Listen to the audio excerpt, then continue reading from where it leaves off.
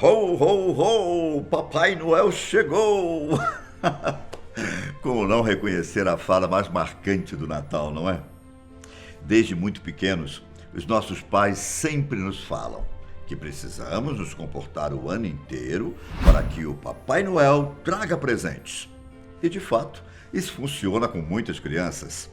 Mas conforme vamos crescendo, acabam as fantasias e a gente descobre que o Papai Noel é apenas um personagem criado para o Natal. Mas até onde a história de Papai Noel é um mito? Será que existiu alguém que serviu de inspiração para o velhinho mais famoso do mundo? Eu sou o Ivan Lima e conto para vocês cada detalhe da história do Papai Noel e de como ele se transformou no que conhecemos hoje.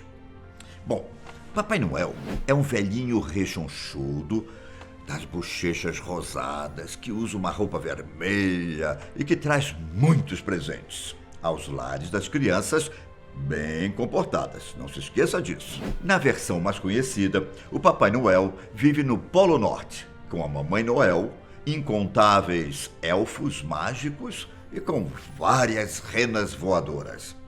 É essa a imagem que vocês sempre tiveram do Papai Noel, não é? Mas agora eu vou contar, com o máximo de detalhes possíveis, como foi a origem e a construção da imagem do Papai Noel que conhecemos atualmente. Para começar, eu preciso voltar no tempo, exatamente lá no século III. São Nicolau nasceu por volta de 270, em uma cidade chamada Patara, onde atualmente é a Turquia.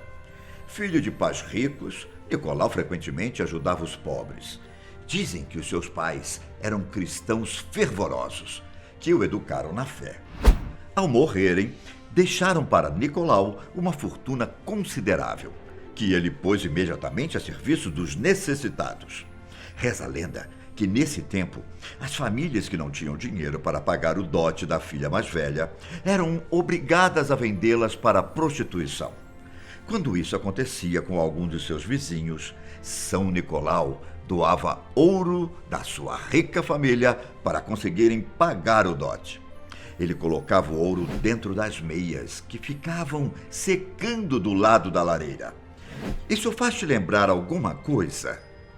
Foi a partir dessa lenda que surgiu a ideia de colocar presentes nas meias, uma prática ainda muito comum nos Estados Unidos.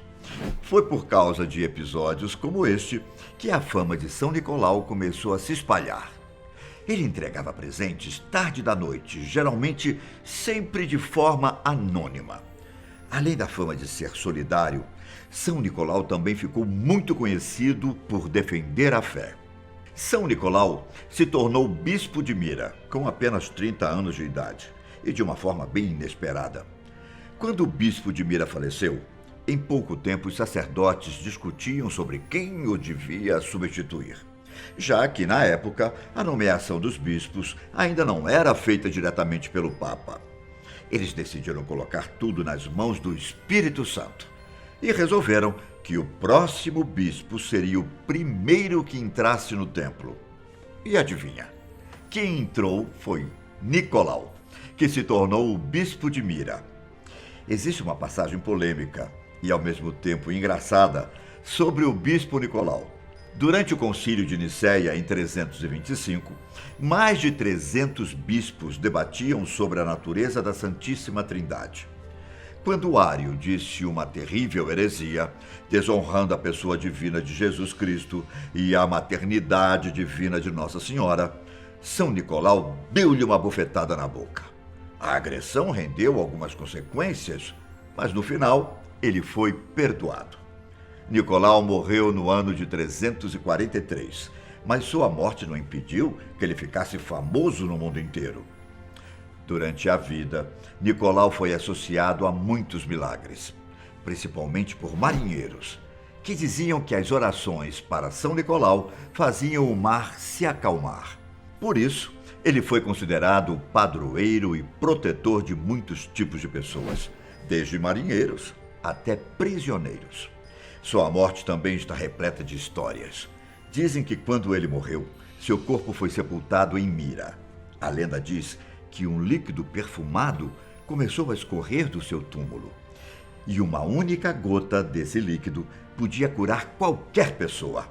Cegos, paralíticos e diversas pessoas doentes foram curadas com o líquido que escorria do túmulo de São Nicolau.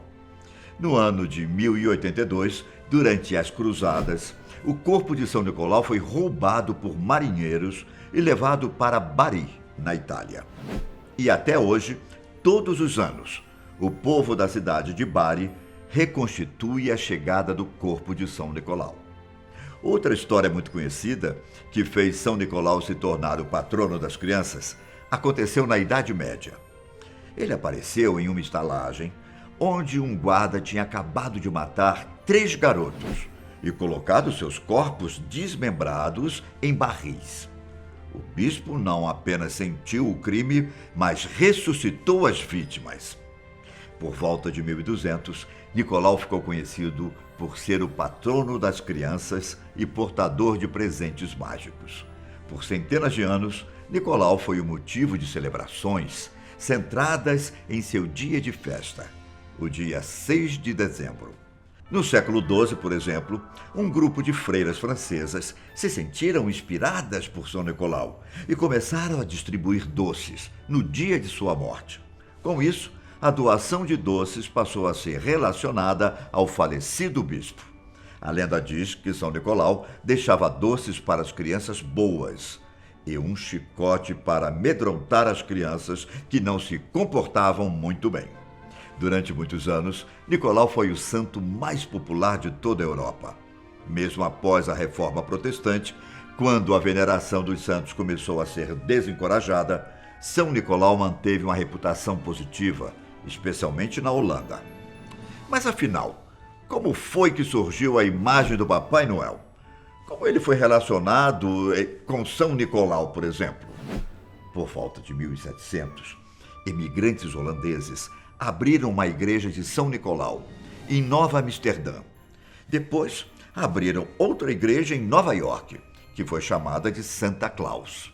Com isso, as histórias de São Nicolau começaram a ganhar fama nos Estados Unidos. Mas foi mais de 100 anos depois, exatamente em 1823, que surgiu um pouco da ideia do que temos hoje do Papai Noel. Clement Clarke Moore, teólogo, escritor e professor de literatura oriental e grega, escreveu um poema para suas filhas.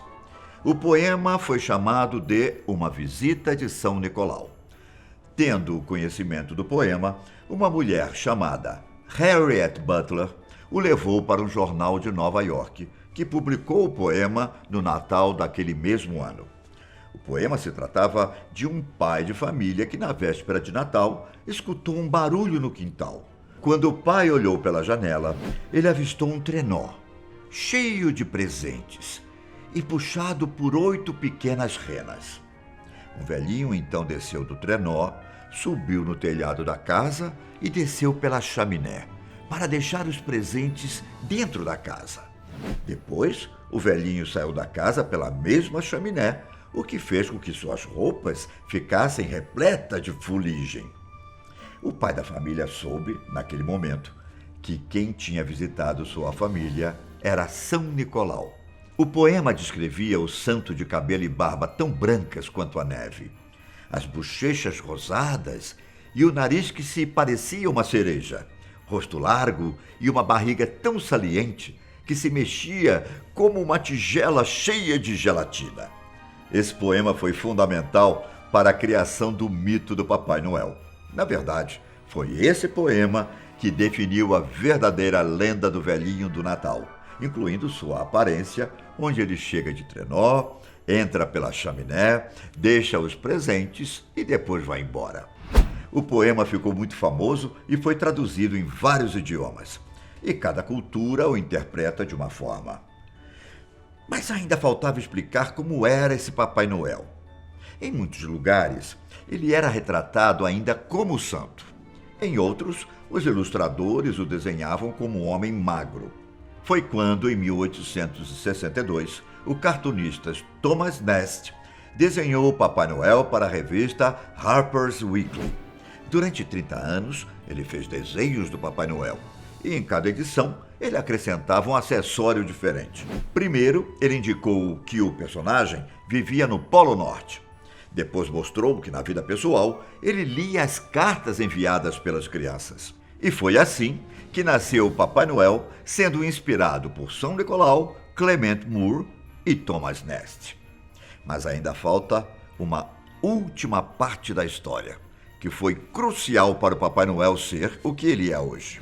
Além de ser um bom velhinho, ter sido inspirado em um santo e ter sua história retirada de um poema, o Papai Noel tinha um ótimo potencial para fazer vendas.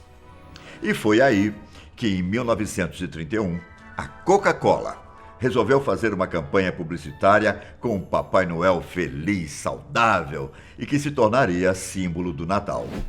Haddon Sambledon foi um ilustrador, responsável por desenvolver as artes com o Papai Noel. Ele então fez uma mistura de avô com super-herói, uma imagem que era comum para várias crianças ao redor do mundo. Até o ano de 1964, a Coca-Cola fez publicidades onde mostrava o Papai Noel entregando brinquedos, lendo as cartas e degustando uma boa Coca-Cola. E assim surgiu a imagem do velhinho que você, seus pais e provavelmente seus avós conheceram. Pode ser que um dia essa imagem mude, fazendo surgir uma nova versão do Papai Noel. Enquanto isso, continuamos fantasiando a mente das crianças e aproveitando seu grande potencial para as vendas de fim de ano. E você? Já conhecia a história do verdadeiro Papai Noel e de como foi a construção de sua imagem?